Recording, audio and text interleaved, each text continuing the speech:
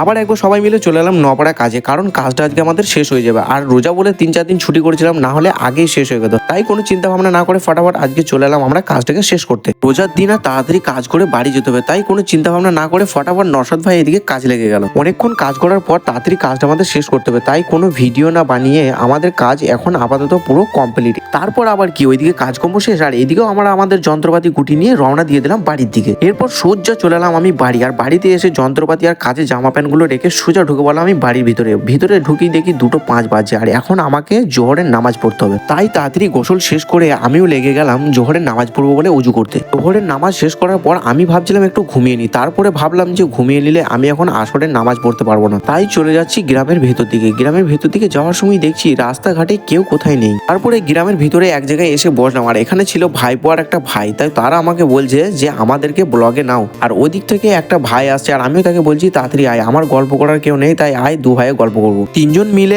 অনেক গল্প করলাম, অনেক হাসি মজা করলাম, আর এই ছোট ভাইটিকে নিয়ে তো আরো হাসি ঠাট্টা করলাম। তারপরে ভাই আমাদের হাসি ঠাট্টা করতে করতে আসরের নামাজের টাইম হয়ে গেল, আর এখন যাবো আমরা আসরের নামাজ পড়তে। আসরের নামাজ শেষ করে মসজিদ থেকে বেরিয়ে এরপর যাবো আমরা একটু বাজার। এদিকে সবার প্রথমে এলাম আমরা সন্তোষ ময়রার মিষ্টির দোকান, এখানে আমরা কিছু মিষ্টি নেব।